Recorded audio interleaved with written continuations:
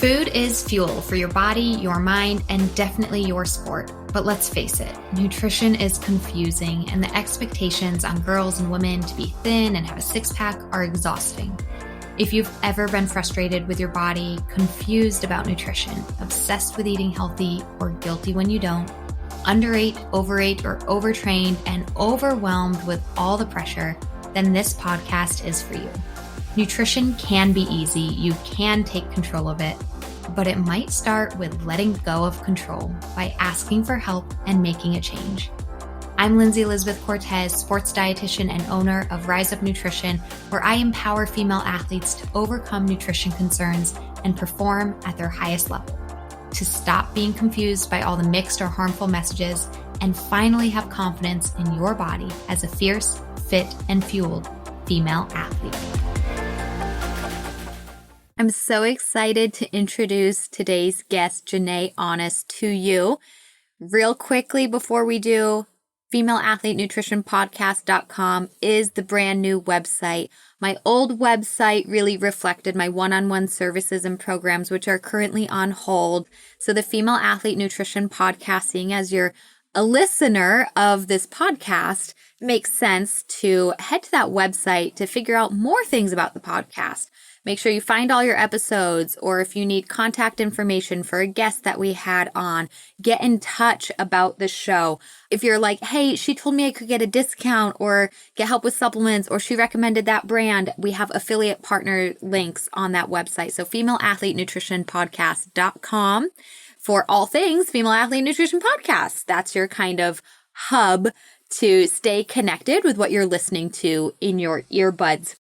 One thing that I want to highlight today is that as a food's first dietitian and believing in the power of food, there are certain times in our life when supplements are important. I currently take 2 supplements on a regular basis myself. And so I have access as a registered dietitian to an amazing platform called FullScripts, where I can recommend certain supplements, and you as a client can get 20% off MSRP and free shipping if it's over $50, which is what I personally do. I just get enough to last me a couple months to get that free shipping. And so if you head to femaleathletenutritionpodcast.com, click to the affiliate partners tab, and check out FullScripts. You can create your account, and you can even fill out a quick form to get in touch with me and get some suggestions, tips, or recommendations. This is not a prescription, just a recommendation as to which supplements might benefit you or which brands you might want for your personal needs. So that is a service I'm providing to you as a listener free of charge to get in contact with me and ask me those questions about your supplement regimen if you need them. So check it out, femaleathletenutritionpodcast.com, affiliate partners, and check out our FullScripts connection.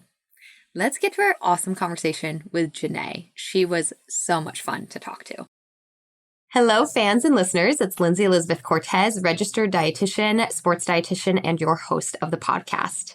Today's guest is JaNay Honest. She's an Emmy Award-winning broadcaster. Her story as a former walk-on UCLA gymnast to an NCAA national champion in 2018 allows her to uniquely connect with each step of the process for any athlete.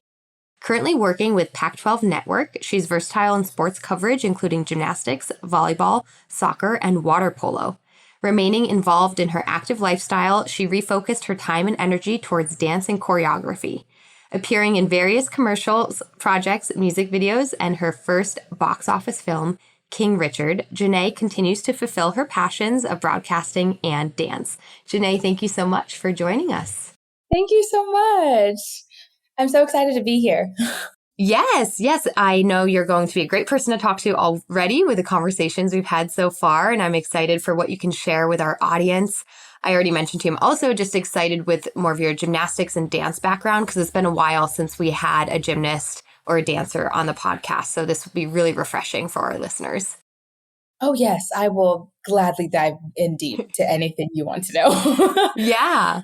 Well, and we're going to get to like the broadcasting, kind of what you're doing now. But I do want to start our episode with kind of going backwards to, your journey as a female athlete. And I know gymnastics, gosh, I was a gymnast nowhere near your level, but, I started that at age like 6, 7. So is this something that really was a huge focus in your childhood as far as athletics goes? Oh, yes. As you know, because you did gymnastics. For how many years did you do it? Oh, I did it through high school. Yeah. Oh, yeah. So you understand the commitment that it takes Yeah. to even be in the sport because you don't really have time to do much else. But yeah, I started around the same age as you. I was 5 turning 6. So I remember being excited and, starting gymnastics classes and doing cartwheels and stuff once I started. But I was always on the playground in preschool, and my teachers kind of caught on to it because I didn't really know about the sport when I was younger. I wasn't the little kid that watched the Olympics, but I would do, just weird, not even weird, but just more like things that you don't normally see little kids do on the playground. I was constantly on the monkey bars. Those were my favorite. Mm-hmm. That was like my favorite thing on the playground. And I would hang upside down, not for my knees, but I would like hook my feet to hang upside down. And so the teachers, just kind of pulled my parents aside and mentioned to them that they should enroll me in gymnastics classes because, I just had a knack for it, and so they brought me to the gym, and it was the best playground ever. I was very excited about the foam pit and the bars. And it kind of just started from there. And I wasn't really afraid of any skill. So I kind of progressed relatively quickly. So mental blocks and stuff like that didn't really affect me as I was getting up into the levels. But once I turned about 12, and that was 2008. So that's when Sean Johnson and Nastia Lukin and actually my former teammate Samantha Peshik was on the team. So it was really, really cool to see them do that. And I was like, ooh, like Olympics would be cool. But then I was already 12, which is kind of already a little later. I wasn't in an area that had, the coaching that would get me to that Olympic dream. So I was like, you know what, let's go to college. I think college is where my calling is. It's crazy that we're even thinking of that at age 12. Like Olympics or college, it's like, I wasn't thinking that. Well, I think I knew at that age Olympics weren't in the cards for me. But so I was not thinking about like my future in that sense. But in the sport of gymnastics, you do at such a young age. It's just crazy. Yeah, you kind of have to because we peak so early, right? So the girls that you see competing now, they're 14, 15, looking to, once you turn 16, you're able to compete. And that's usually like the peak age. So, and then as you know, there's no professional career after. So it's either, and now with NIL, you can take endorsement money and still go to college. Before, you weren't able to do that. You had to choose one or the other. So I think that's kind of how we're seeing these gymnasts kind of prolong their careers. Like we had a select few that were able to go, past 22 and get it. But, then there's a Simone Biles who's able to just probably do it forever. I know. But so I think now it's kind of cool that those athletes can choose both. But you kind of just, okay, do I want to go to the Olympics and take this endorsement money, or do I want to go to college and, get my education and stuff? But I went to my first UCLA camp. I remember starting to watch college around the age of 12 too. And I was looking at Georgia and UCLA. And I went to a summer camp because it was already in California. And I was sold the campus, the coaches, the campus food. Really, it was the food that really, that really had me. But I love hearing that. The dining room, the dining hall food, and we had so many options and stuff like that. So it was really, really cool. And then the coaching staff and meeting the team, I just felt myself there. And I was sold. So I remember going back home to my club gym and saying, hey, UCLA is my dream school. This is where I want to go. I will obviously keep my options open, but this right here, I'm going to be a Bruin. And the response I got wasn't what I expected because obviously, and I knew this, UCLA, always had Olympians and elites on their team. So my male coach at the time just looked at me and said, oh, you'll never be able to compete for UCLA.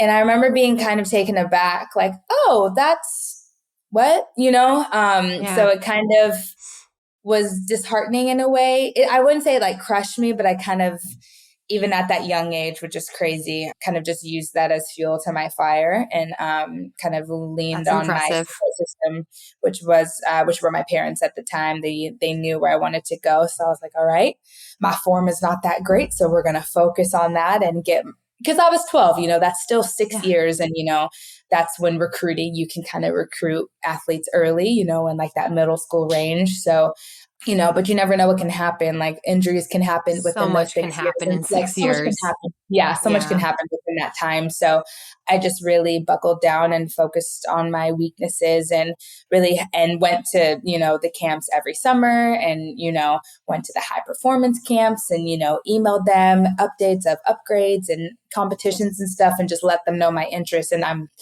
how much of a hard worker I was. And they saw that and offered me a walk-on position, which I ended up taking. But like I mentioned before, I kept my options open and visited other schools that were offering me a full scholarship. But yeah, I kind of like to tell young gymnasts, you kind of have to think about that. That's going to be your home for the next 4 years. Do you see yourself living there?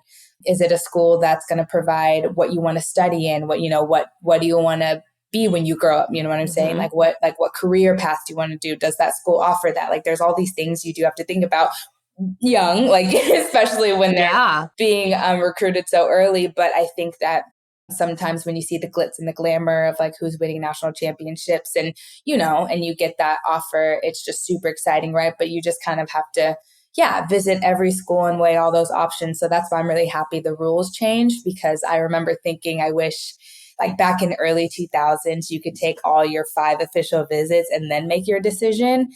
And then that kind of changed, right? Where they're like offering you so early and then you kind of just make your decision right then and there. So now you see these young gymnasts, going to the school and putting on the leotard and putting on the rings and taking the pictures and like, oh, I had my official visit here. I just think it's cool because then you kind of, do you see yourself there, So I think that was like a very positive change for recruiting wise. But yeah, that was my journey to UCLA. I tried to condense it in a way, but that was great.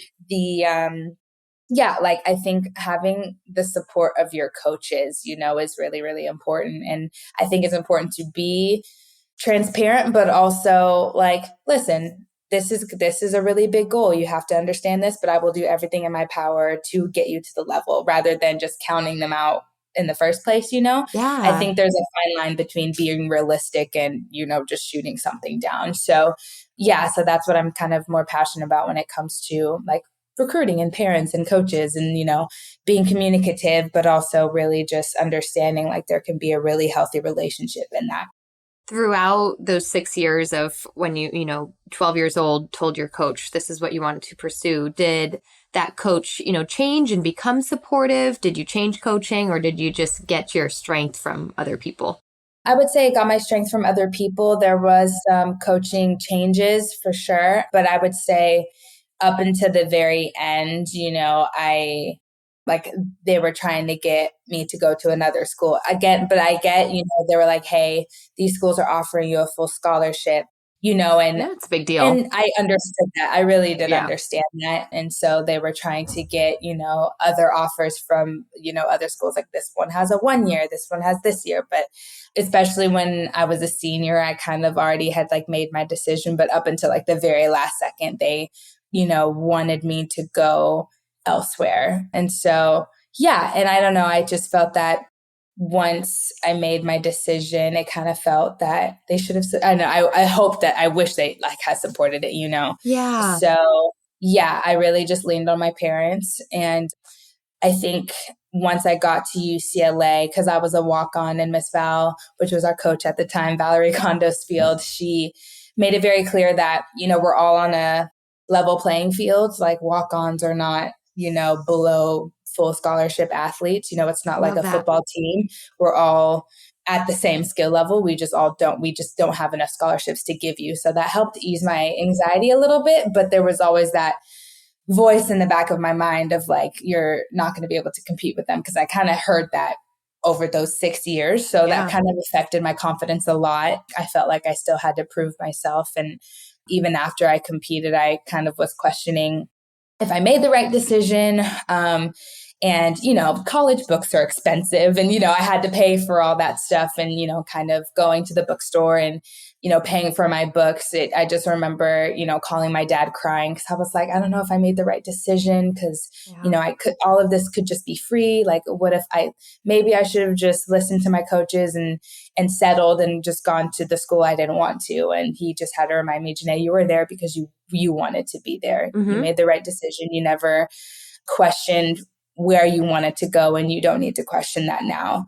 Me and your mom have been behind you this entire time, and you need to live out your dream. Like, you don't need to question it. So it was just like that constant, like it became an internal battle, if that made sense. But I think about all the time, just I wouldn't be where I'm at now if I didn't go to UCLA. Right. Just the connections that I've made, and the career that I ended up having, and, I ended up earning a scholarship. And I remember our strength and conditioning coach told the seniors, like some advice, because we were about to, go into the real world, just the choices that you make lead you down the path and the journey you're meant to go on. So never like second guess or question the choices that you make, because that'll take you down the road you're supposed to go. And I hold that near and dear to my heart because I'm someone that overthinks a lot. So yeah, but it's that. So that was basically the journey. And UCLA was the absolute best for sure. Oh my goodness. It sounds like it. Yes.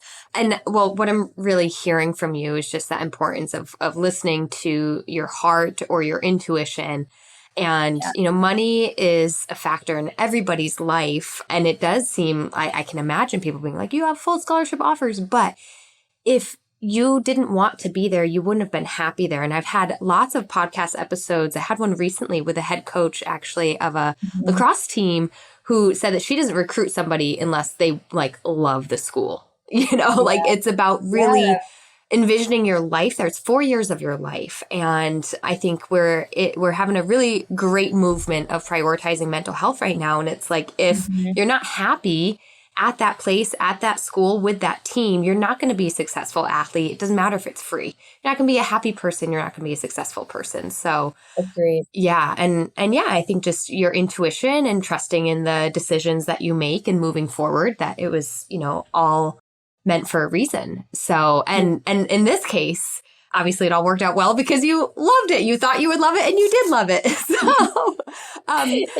jumping ahead a little bit, tell me a little bit more about the food at UCLA. Why is it so good? Oh, I have to okay, so before I get into the healthy dining hall that I absolutely loved, but I just have to tell you that any other student athlete that I've spoken to about food on campus, it just seemed like UCLA had the most, like, we had 5 dining halls in addition to like the cafes and then there was like the food on like when you got down to campus, like where you have the student store and Poly Pavilion and stuff, which was like like all the like Panda Express and Rubio's, like all those main things. But like I'm talking about the dining hall food, like for the students, we had like a Italian, we had like a regular American style, we had Asian cuisine one, and then the new one that came when I was I think I was a sophomore, like they were building it in my freshman year, but by the time I was a sophomore, it's called B Plate. So it was this super,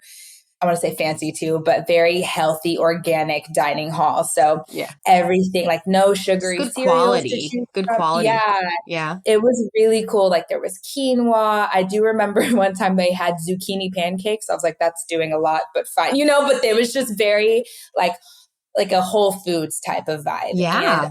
And no, I ate there all the time. And obviously I got like a lot of grief, from other athletes, like football players, they want to eat whatever. And so they never wanted to come with me. And I was like, I'm eating here all day, every day. And I just think, cause each team works with a nutritionist too. And I always like to think of the one we had my senior year, and his name was Charles. And, everybody is different. Everybody requires something different to fuel their body because, especially with gymnasts, we come in all shapes and sizes. So someone who, like, I was a high burner. So I would have like high below glycemic episodes. Ooh. And so I didn't really know of that until I got to college. So I was someone that needed to eat a lot all the time.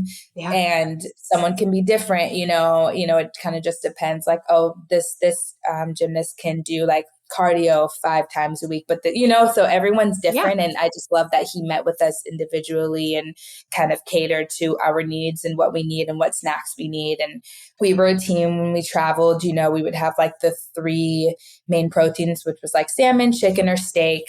And then we would have like our rice with our veggies. And if we needed more calories, we'd get more veggies or we'd get more rice. So we really just honed in on like antioxidant, like something that could, reduce inflammation in the body, what has those like amino acids and like the omega-3s, all those things like cater into how we can perform our best.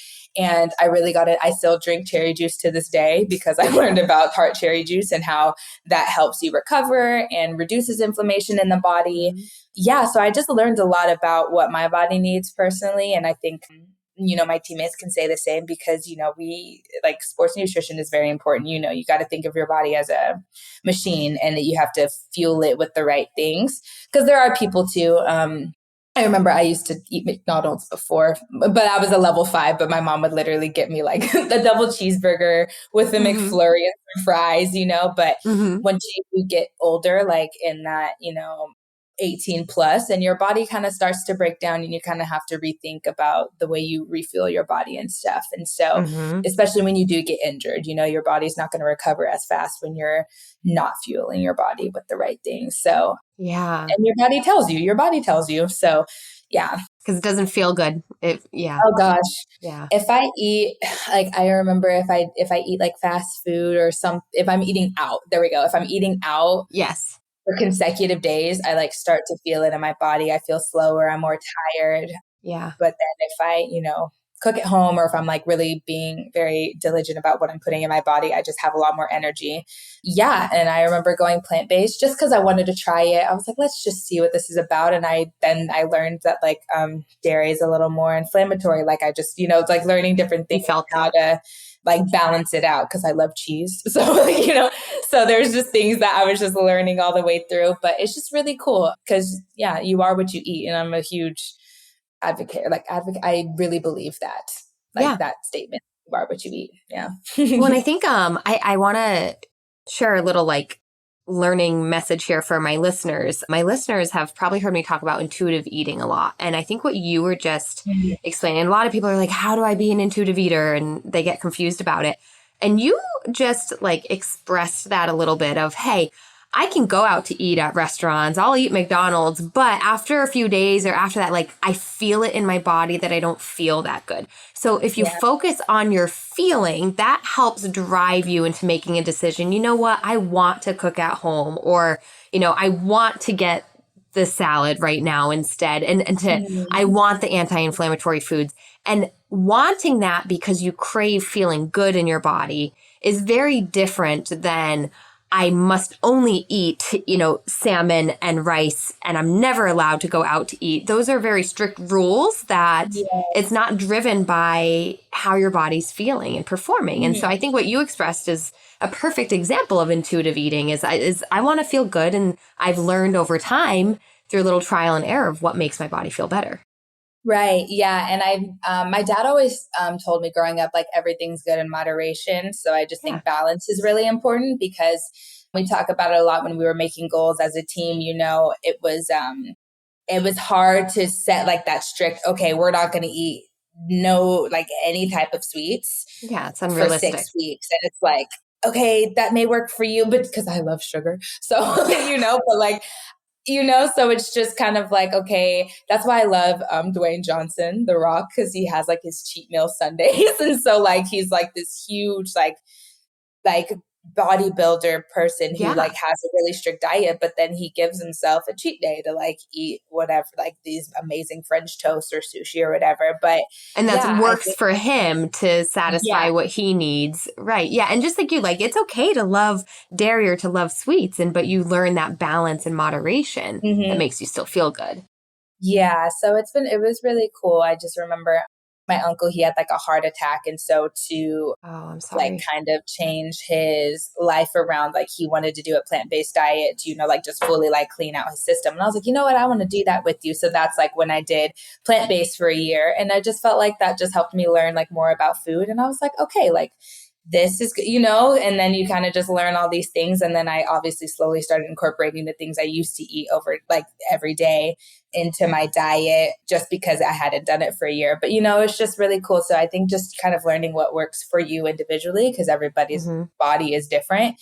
And and just listening to your body. I think that's the most important. And I'm someone who goes through phases when I eat. So like someone who needs to, like you mentioned, I need to have salmon every single day. I actually can't do that. Like meal prepping, I did it majority of college, and I was so tired of it by the time I graduated. So like I'm someone that needs a variety throughout the week. So I find myself, going to the grocery store, 2 to 3 times a week and just kind of getting things that I'm going to cook for the next few days and then going back. And then I live alone, so my food doesn't go bad because I'm not buying all this stuff to sit there, So it's definitely a learning process for sure. But I think it's really cool just to kind of learn what works best for your body, because, if you feel good, then you feel your best. And that's the most important part.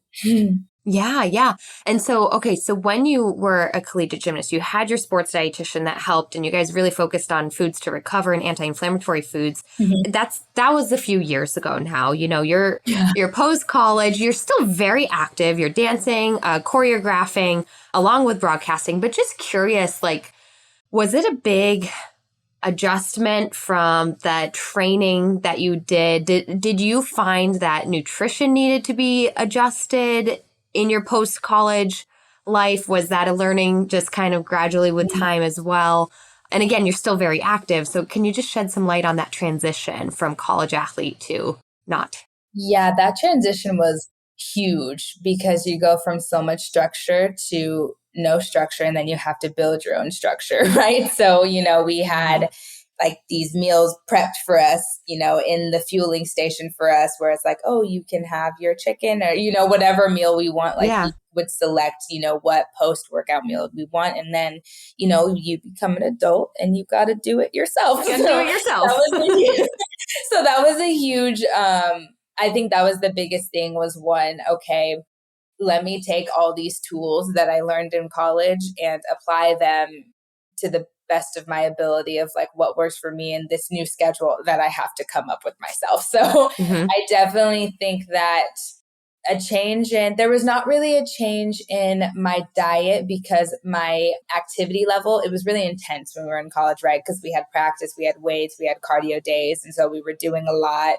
And that went down a bit, but I did know I'm a very active person. So I'm not someone that just wasn't ever going to work out, but I knew that it was going to change a little bit. So, and I had, 3 knee surgeries throughout my gymnastics career, my first surgery being at 13, and due to me not doing the rehab at the time, I had a relapse. And so I kind of just knew from that experience, okay, rehab is something I need to incorporate in my, my day-to-day life kind of thing, and to keep my knee healthy. And then I also need to think about what I'm putting in my body to keep the inflammation down. But yeah, like you said, it's been a few years. It's weird getting further into the alumni world. But yeah, I would say just sticky, being consistent with it. Because I think sometimes you can depart from what you learned and then kind of recycle back. And that happens, right? You kind of get, I don't know, because life is hard, adulting.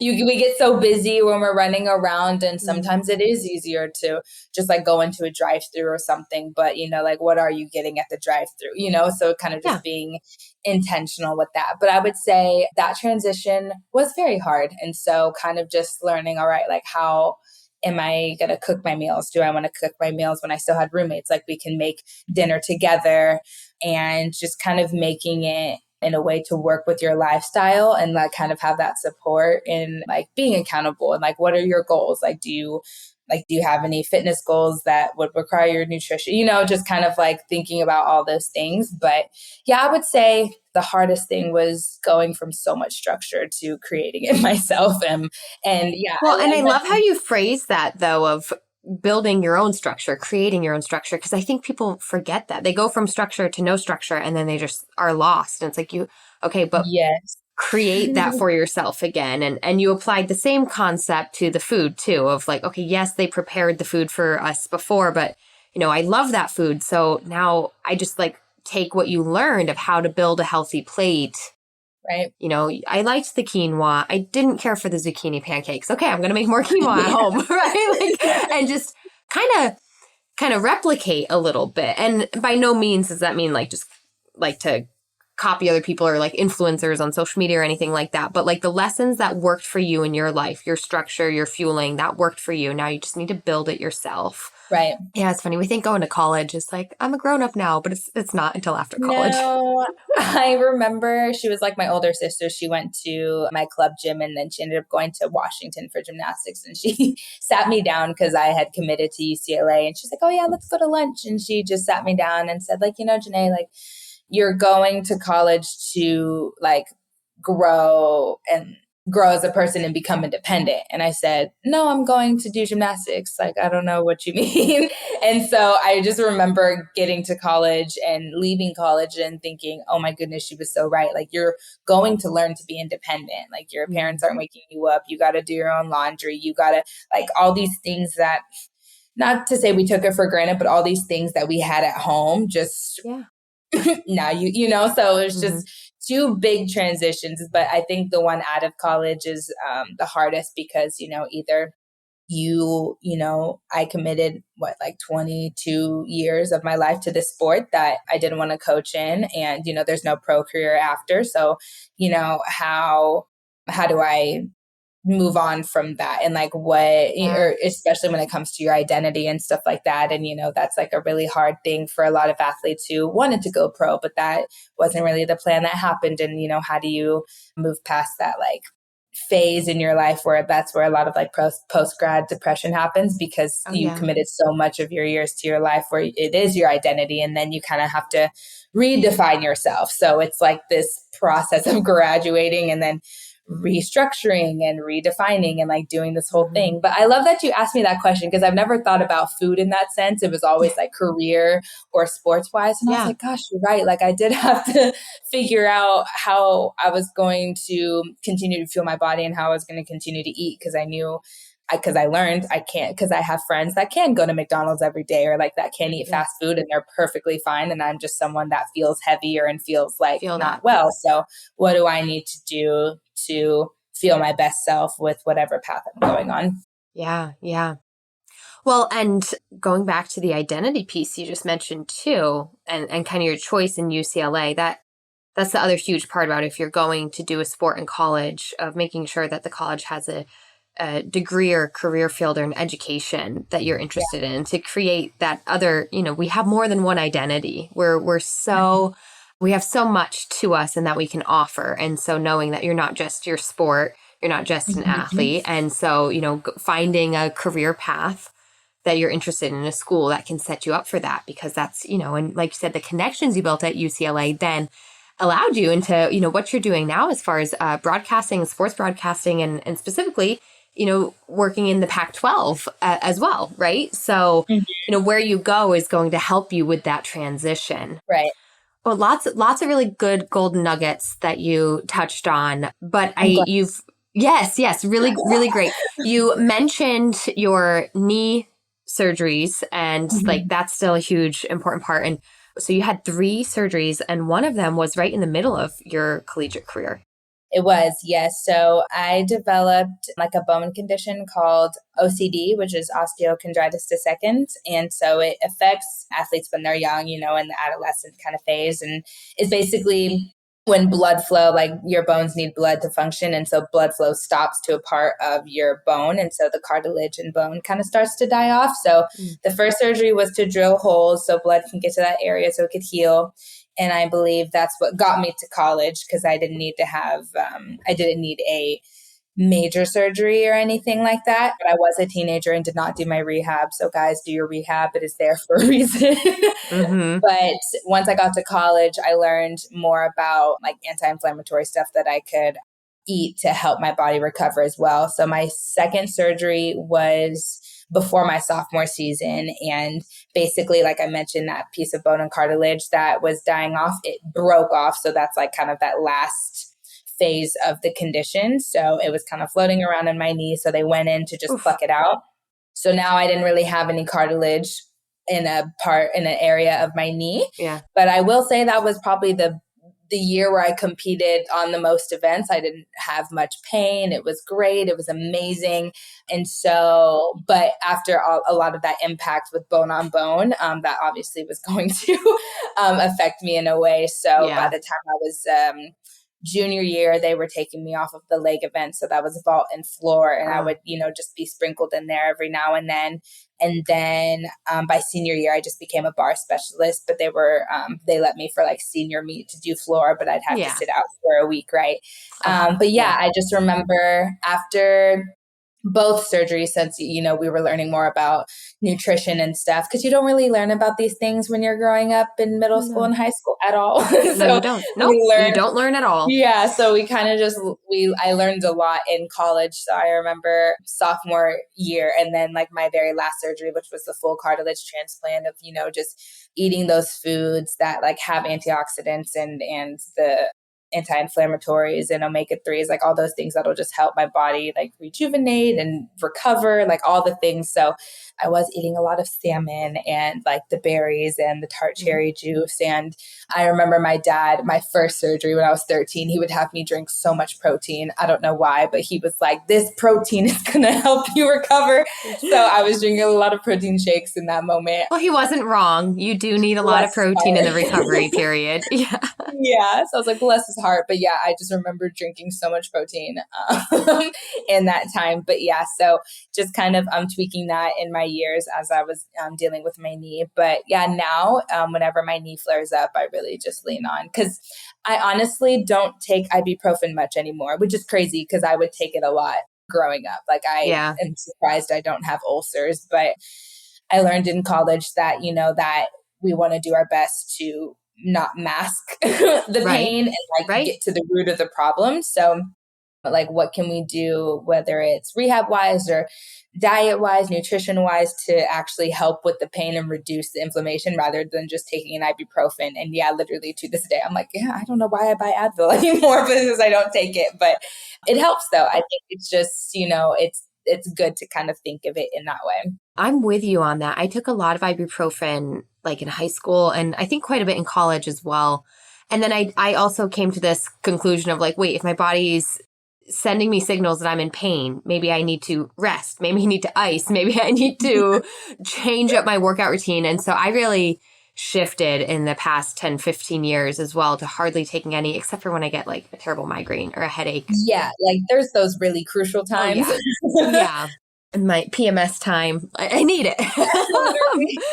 So yeah, and definitely listeners, like we're not anti-medicine. Talk to your doctor about the right way to manage your pain. But I think it is definitely an interesting concept of not trying to get to the root problem and try and heal that instead of just covering it up. Yeah. I'm also the same. I do a lot of, I love coffee, so I do caffeine, but I'm also like, that's another thing for me too, of like, if I'm tired, like, 4 or 5 o'clock, like, I'm not going to do caffeine. I'm like, no, I'm tired. Like, feel the tiredness, go to bed early. Like feel it and go to bed instead of covering it up and then not going to bed, Oh, that's a really good concept to think about caffeine in that way. You're like, oh, I shouldn't be tired. No, what if we just listen to our body? Like, what if we just went to sleep? But that's and so I just think about all the time, like, I was taking like 6 Advil a day in some days. Like when my knee was really, really hurting, like I would take 2, 3, 3 before practice and 3 after, or I'd like break it up like 2 in the morning too. So, and I was like, I don't know how my stomach handled that, but like for no reason should any 14-year-old be taking that much Advil a day because my knee was hurting so bad. But some days it would be like that. And I just know we had like a pain chart, like we'd have to rank our pain from like 1 to 10 every morning, in addition to hours of sleep that we got before practice. So not our nutritionist, our trainer can like evaluate it and stuff like that. And nice. And obviously we'd have to rank the pain, before we took any meds to see like, okay, what can we do to like, what do we need? What does practice need to look like today? Yeah. To bring this 8 down to a 6 and eventually down to, a 4, so it just kind of, so I learned a lot about pain management. It was just crazy because like you said in gymnastics, because you did it through high school, like there were a lot of times we would train on a sprained ankle, like full Yeah. mats and everything, hard landings, and we would just tape it up and then ice and just So kind of much sort of tape. deal with it later. So much So tape. much tape. Like, it's crazy. I had pretty good ankles. Like, I never had to tape my ankles. I just was one of those gymnasts that didn't have problems, but I remember spraining it for the first time, and it was like a 3rd degree, like a bad one. Oh, And I did so many bar dismounts still that day, and like, yeah. just because it gets to a point where you where it's numb, like you're going to feel it like later that night or the next day. And I'm like, I didn't. And then you get to college and you're like, oh, they would have had me sit down. Like, we're not finishing practice on this very sprained ankle. So you just learn a lot. I learned so much in college, and I love reliving this. So thank you for bringing me back so I can relive these things. Yeah. You're welcome. And I'm just thinking too, the difference, you would think that a youth sport would protect our child athletes more, be more precautious. And it seems that that's not the case here. In college, they were really, and of course, this is, very, a school like UCLA certainly has the money and the support systems in place, and some of the best coaches and sports physicians and dietitians in the world or the country. Yeah, the world. Let's go with it. But yeah, you would just, so I understand why UCLA put that much effort into caring about your recovery and pain management and tailoring your practices and making everything individualized. You would just, I think, I don't, for our listeners, if we've got any youth coaches out there or parents of young athletes, like, I just would like you to like rewind and re-listen to JaNay's experiences here and what she experienced as a youth athlete, and to maybe as a coach, take that extra precaution. I love that little tip of like having athletes very quickly, 1 to 10, rate your pain, how much you slept. I love that. It just helps you gauge where they're at, especially teen athlete. Teenagers probably aren't sleeping that much. And I know I didn't. So. Yeah. And we are trying to prove ourselves. So we're trying, maybe we are trying to mask the pain or prove ourselves in some ways. And I think that's a really good thing for people to check in on, and for parents to be aware of, like, what's really going on at practice, Yeah. Because competing is everything at that age too. Like, you don't want to, if you really want to compete in that meet or that game or play in that game, like so much, you kind of want to put your injury or whatever it is you're going through, especially when it comes to mental health, you want to put that on the back burner and just go out and do your thing, right? But I think it's really important to kind of start from within, right? Like you want to perform at your best, and you need to make sure internally, mentally, physically, emotionally, like everything is good. And yeah, I know you said gymnastics hasn't been a sport that you've talked about on here, but I will say our sport, because we do have kind of that abusive history. So it definitely has like gone or taken a turn for the better with safe sport and everything. So there's a lot of positive changes that are happening within the club communities that are protecting the athletes to avoid any of those things that happen that, because early 2000s, it was a different time, or like even early mid, it was just a different time with different coaches. And and I just, especially having the teammates that I did have, I knew that I've had teammates that have experienced the worst of the worst, right? And like really putting their bodies in jeopardy. So I just want to put out to the listeners, like, guys, gymnastics, like, if you want to put your daughter in gymnastics, it's okay. Now, don't be afraid. I just wanted to put that out. Don't be scared of it. But I think most people, after Nassar, I'm saying is with an R. Yep, Nassar. Okay, sorry. I was getting confused with the island in the Bahamas, Nassau. Oh, yeah. Okay, sorry. Anyways, it was Nassau or Nassau. Yeah. Anyways, after that has come out, by no means is a reflection of it's a bad sport. It's a reflection of we need to do better to protect our children and our athletes. And thank goodness, things are heading in the right direction with that, among many other things. So we still love the sport of gymnastics. We just needed to change some things for the better. Right, exactly. So I'm very happy for that. But JaNay, we have talked about so much, and yet there's still more I want to talk to you about. Okay, so I want to chat about your like your career right now as a dancer and a broadcaster.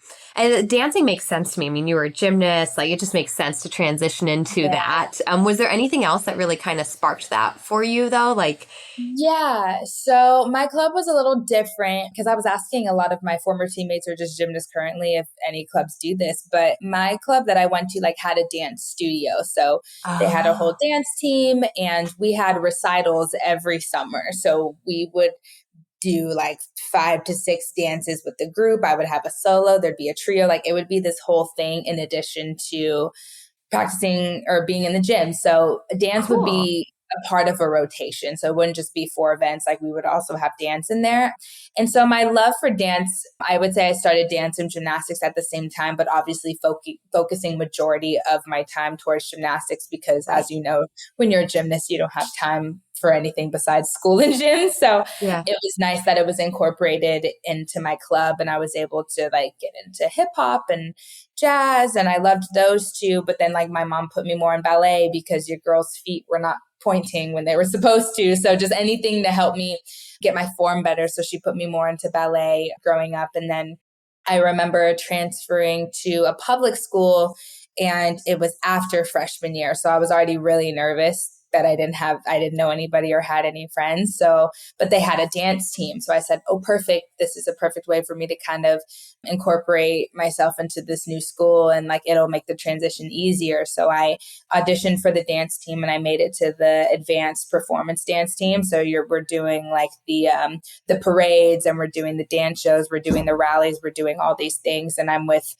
girls that have danced for as long as I've done gymnastics. And then I can just also flip. So I think, and her name was Miss Ford. She was our dance teacher at this high school. And I really just give credit to her for really just bringing life into this passion I had for dance. Like I always loved it, but this just like training under K4 just helped me like love it more. Like I was like, oh, I could do that. I love that I could do both. Like I can do gymnastics and I can also just like perform and dance because it's artistic gymnastics, right? So it's very performative. And Miss Val, when I went to UCLA, she was never a gymnast. She was a ballet dancer, which a lot of people don't know. So she had no experience with gymnastics and she's coaching these like high athlete gymnasts, but she would also bring in choreographers to work with. And it was just nice to always have dance in like my back pocket when I wanted to get into it. Right. So so by the time I graduated, I was like, and then I graduated in 2018. And then I had my knee surgery,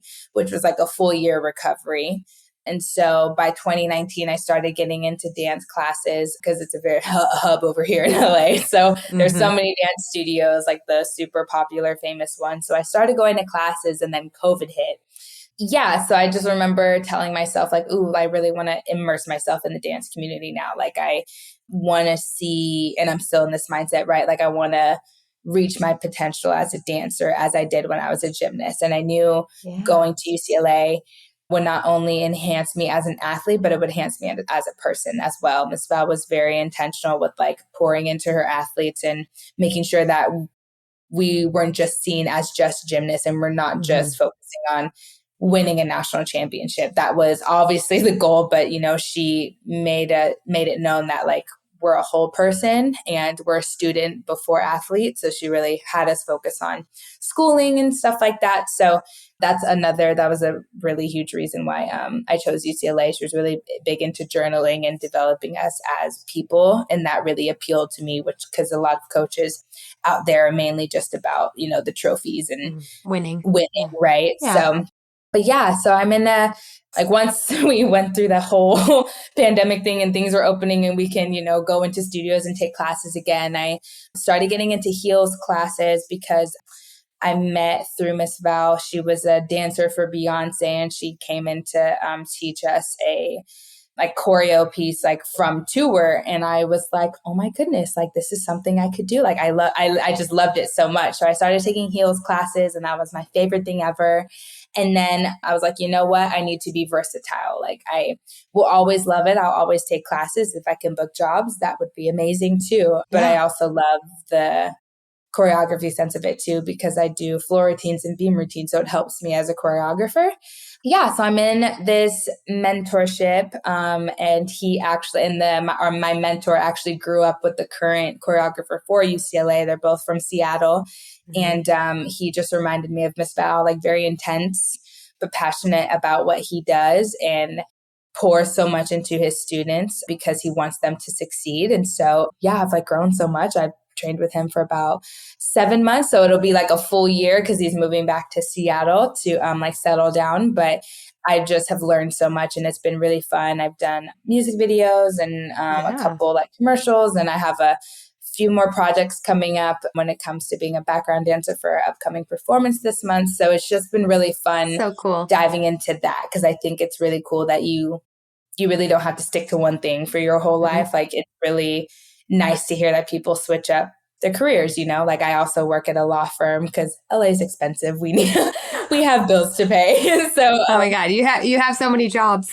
Yeah. So many. I do a lot, but I just always think about one of the attorneys that works there, and he didn't go to law school until he was 40. And I was like, oh, you know, and it's just, and I just love kind of hearing stories like that because, you know, because that can also help with your mental too. You don't have to feel stuck.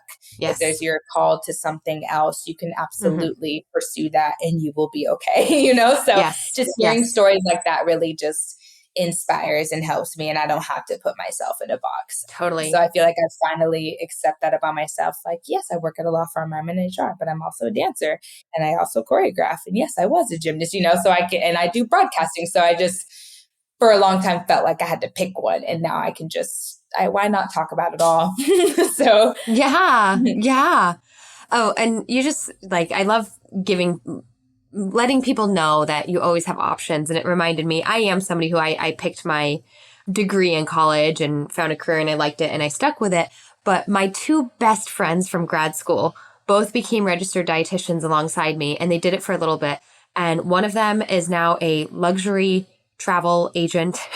And the other one, cool. and the other one owns her own flower farm and puts together these beautiful bouquets for her whole town and weddings and events. And it's like, don't limit yourself. Yeah, that sounds like a dream, really. Like I love hearing stories like that. Yeah. Because I think also just kind of going back to like recent grads, especially when you're a student athlete, or just recent grads in general, like you have this pressure when you're 22 or whenever you finish college that you have to have it figured out right then and there. You know, like, what are you doing now? Or what's happening? Right. And you're like, I just finished school 6 months ago, and you feel like you have to like be a CEO already and have your life together. What that you don't. You have all your 20s to figure it out. It's really okay. And just kind of knowing that. You just start somewhere. And I love what you're doing too. You've got your hands in so many different pots, you know, with choreographing, with dancing, working at the law firm, which I had no clue about, doing broadcasting. Like it's giving yourself so many opportunities for growth and to find that passion and nurture that passion. And either you continue on that path of doing a bunch of different things, or like you narrow things down if that's the right thing for you. Yeah. Or like narrow things down or excel up, you know, pending the opportunities, however you want to look at it. I did that with stunting. A lot of gymnasts go into stunting after college too. And I tried it for like about a year or two, but it's really hard on my body, if probably at the same caliber as gymnastics. But I did it and I was like, this is really cool. But no, like, you know, so it's just, I kind of, that was the narrowing down process that you talked about. And I just know that I'm just going to continue to lead and like stay on this journey. And I like that I'm able to have this 9 to 5, but still do things that I love. I think it's really cool when you do things that you love, and then you also, that's also your job, right? And so I think it's cool because, you know, broadcasting has been like, it's seasonal, right? So it's from January to April, right? And then like choreography starts in the summer because that's when gymnasts are off season and they're getting new routines. So it's like kind of this like cool cycle. Yeah. And so that's like what I'm doing now. Yes, it is a lot. I do like to keep myself busy. But it's been a beautiful journey. And like I said, if I went anywhere else, any college, I wouldn't be in this position. I don't think I would be talking to you. So I just think it's really cool. where your paths lead and, the connections Absolutely. that you make and the memories you make along the way.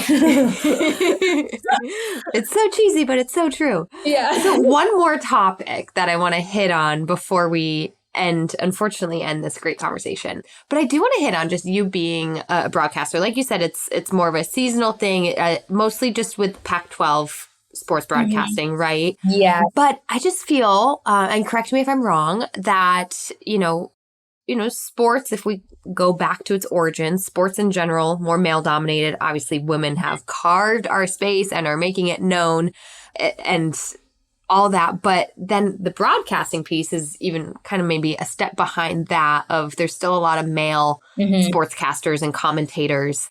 So I just kind of want to hear your experience. Like, does it feel natural and normal? Does it feel like I'm one of very few women in this field? Right.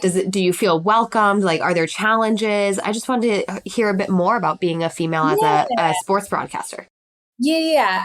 So I knew I always wanted to work in TV and be in front of the camera. That wasn't acting. I wasn't that kid that said I wanted to be this when I grew up. But I remember like getting in high school and saying, okay, what can I see myself doing? And I was really interested in sports and entertainment TV.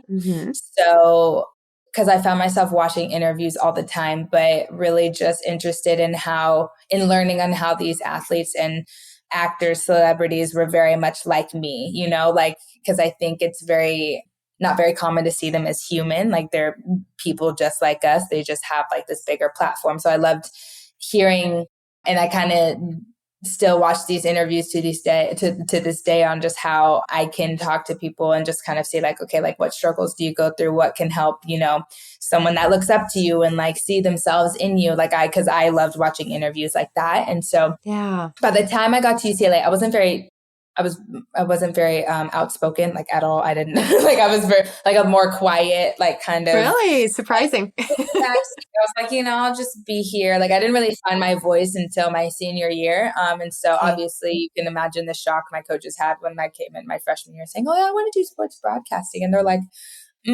that's what, but they're like, okay. But what was cool is that Miss Val had us do like public speaking challenges, and we had to get up and speak on a certain topic, and we had to refrain from saying like or we had to use 3 SAT words, like all these challenges. One, to help us with media training so we can, present ourselves and represent UCLA in a good way. But also I learned that I liked it, and then I had this communications class, which was a public speaking class that I really, really loved. And so I remember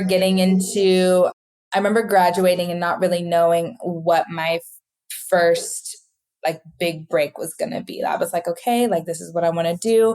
We'll just see what happens. And so, 6 months after graduating, I got my first gig with Pac-12 as an analyst.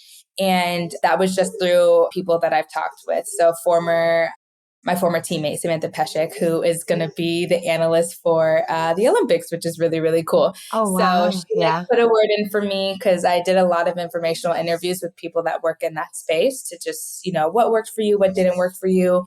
And I've never been so nervous but this is my first broadcast. Like I've never been so nervous. I didn't really know best way to prep. I was like, okay, we're going to like really embrace this and hope I don't sweat when I'm nervous. Like I was drenched. Like I've never been so like, I remember getting up out of my seat and it looked like I was sweating so much. I was so nervous, like no competition can compare to how nervous I was to speak for like a live television.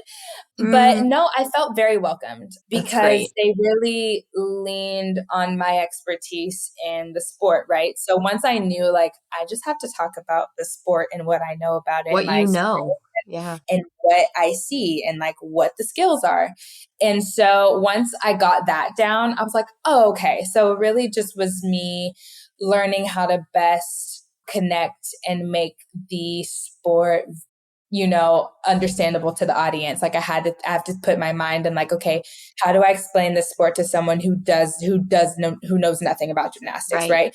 But I also have to find that it's kind of hard to find a balance because also there's like the super hyper fans, right, that know everything and they don't want you repeating. Like we know they start from a 10, but like, so it's just kind of finding that balance between like, and not really, and also understanding that you're not going to please everybody and just like knowing that you know what you're talking about. Yeah. So that was kind of like the biggest challenge for me, was just kind of learning the best way to convey and like flow. And, when you're with your broadcast partner, you don't want to talk over each other and you're working with different people. But no, I've always felt very supported, and it's nice that women are, and I love that women are like, like understanding that we have a seat at the table in sports too. Yeah.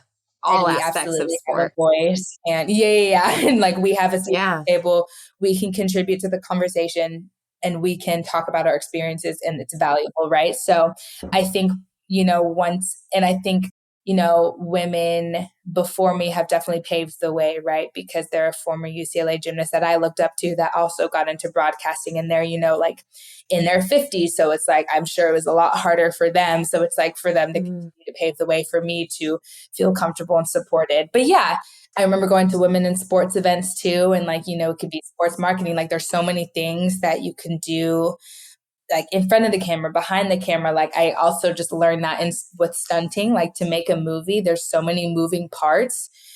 And it's like this team that comes together to create this like work of art, right? And there's just so many things people don't think about when it comes to costumes and hair and like stunt coordinating. Like, and I just loved being part of a team. So I think that's, even though I stepped away from stunting, that was something that I always loved about production, right? Is that we're all coming together to create this work of art for viewers to enjoy.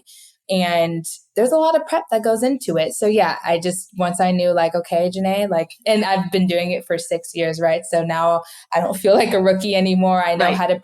I know how to, like, the coaches were always really nice and supportive and always willing to talk to me. And they really appreciate you, doing those calls to get information on the athletes so you can talk about the athletes. I think that was my main thing too. I don't want to just talk about their skills and them as an athlete. Like, tell me, like, what are they studying? What's like a cool little soundbite that I can add in there, their upbringing, what they're studying. And like, you hear a lot of cool things that have nothing to do with the sport, so that's what I also like to bring to the viewers. And, I think, the gymnast appreciates it, their family, the coaches, he really just, gives them more depth. So that's like also what I love about it. It's a really good challenge to just, it's a really good challenge. So yeah, I was really nervous in the beginning. I was sweating a lot, but we found our footing. But yeah, I hope I answered your question. I was kind of rambling. You did. No, that was great. Thank you for sharing. And ultimately, I just loved hearing more about like your why behind it, of like,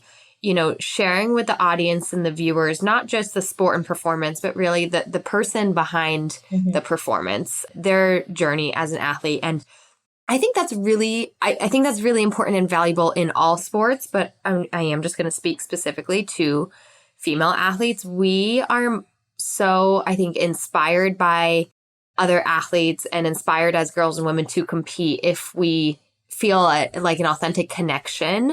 Right. And if our role model is also a good person, like I think that's so important for us as females, is we want to, have amazing athletes to look up to for their performances. And we also want to know that they're good people and on some level, or like connect with them and see ourselves in them. And so I love that you're bringing that as you're broadcasting. And I think that your experiences as an athlete are also so important, because far too many times, this is by no means, just so you know, not a reflection of Pac-12 commentators, but just in general in sport, there have been a lot of sports broadcasters and commentators that say really unhelpful things in female sports, commenting on their bodies, their weight, their appearance, their form in such awful ways. And so I think having somebody like you, who what it's like to have the spotlight on you as you're competing, on the floor or uneven bars in a leotard, like at a young age, what that is like.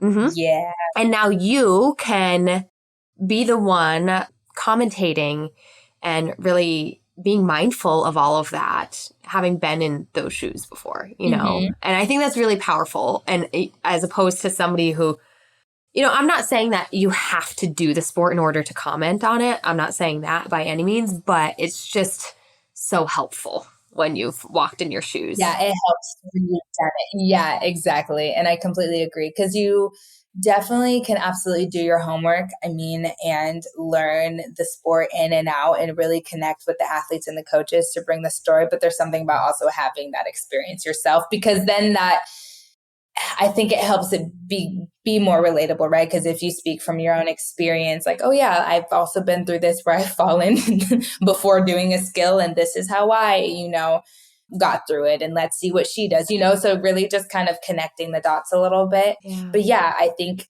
it's really cool to see women in sports just do their thing. And I love that it's being put more on the map, especially with the WNBA, because I started going to more of their games, the LA Sparks, and it's just like, we are cool. We are so cool, and we should be, recognized as such. And so I think we're definitely still taking the step in the right direction. And so I just hope it continues to go. Because guys, we all have a seat at the table. So let's all sit and do our thing. Well, JaNay, I won't take up any more of your time. I appreciate you chatting for so long. So we're going to finish with our rapid fire questions. We'll be as quick as possible. Ooh, excited. I love rapid fire. If there's one food you could eat every single day for the rest of your life and never get sick of it. Sushi. Nice. What is your favorite sport to participate in? I'll say gymnastics, because I don't play any dance. Sorry, dance is a sport. I redact that statement. Dance is a sport. It's dance. Great. And how about to watch as a spectator? What's your favorite? Basketball. Mm-hmm. Nice. Basketball. And shout out to WNBA as well, and women's basketball. Yeah. I just love that there's so much that can happen in the last 3 seconds. I love football too, but about basketball, especially when it's a close game, it's I've always said that about basketball. I'm like, you don't need to, and please don't take this the wrong way, but my joke has been that you don't need to watch the whole game. You just need to watch the final 10 seconds of a basketball game. You're so right, especially if it's not a blowout, and they're within, 2 to 3 points. It's so... Everything changes. It doesn't matter how the game went. The final 10 seconds is where it's at. Edge of your seat every time. I love basketball. Yeah. Okay. And final question. If there's a female athlete, well-known or in your personal life, that you want to give a shout out to for being an inspiration or role model, who would that be and why? Oh, a couple came to mind, but I will say Samantha Peshek, just because she... one, helped me get my big break in broadcasting, but she just also continues to inspire me with her business, and because she also does a couple other things too with her career. But she's just been really supportive and allowing me to be a part of her Beam Queen Bootcamp family, because I did not do balance beam, and so to help me get into my choreographing career as well, working in Beam Queen, and just going on this journey with choreographing and starting to choreograph for floor routines and beam routines. And that never would have happened if I never joined Beam Queen over the summer. So so having her as a teammate and now as a friend, and which is crazy, looking up to her as, this Olympian that I watched on TV, and now we're friends, so I'll definitely shout her out. And so it's just really cool that, she's definitely inspired me and continues to inspire me. And she's one of those connections and people in my life that have put more great people into my life. And so I just love people like that, who just can connect you with other great people. And I have lifelong friends because of her. So, I'll definitely shout her out, and she's going to kill it. She's now she was able to officially announce that she's the analyst for Paris Olympics. So she will be in Paris not too long from now. And so can't believe it's coming up. I know. Time is flying, so I'm trying to be present. But so Samantha Peshek, she is a rock star for sure.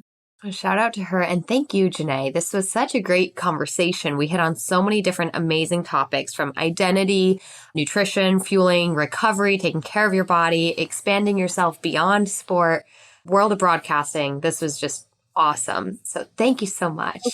Thank you for having me. I've really enjoyed being on here and just kind of reliving just those great things that helped me become who I am today. And you're amazing. You are so cool. I love it so much. Well, everybody, thanks for listening. I really hope you enjoyed that episode. And if you did, if you are a true fan of female athlete nutrition, then I would love if you could support our podcast by spreading the word. Share a review on your listening channel, give us 5 stars. It really helps get the word out and get the show more views to positively impact others. Also, you can support the podcast by joining our Patreon. Head to patreon.com/femaleathletenutrition to consider a donation, or even better, join our membership where you get extra monthly content and perks. We don't want you to simply listen alone. We want you to be a part of a community and a movement of fierce, fit, and fueled female athletes.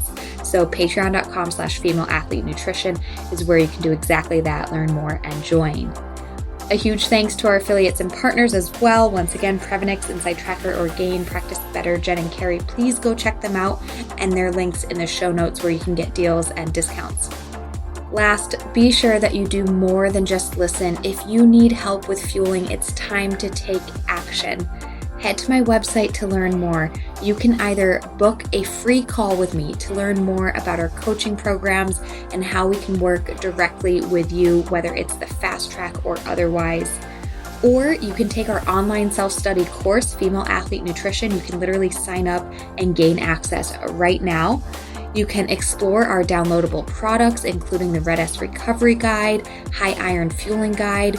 Or if you are a coach of a team, check out our brand new Coaches Toolkit for teams.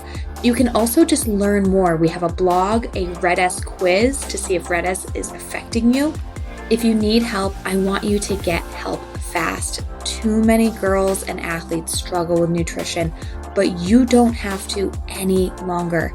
You can rise up with the power of nutrition, take action today in any of these avenues, and become fierce, fit, and fueled. Links in the show notes, and we'll see you next time.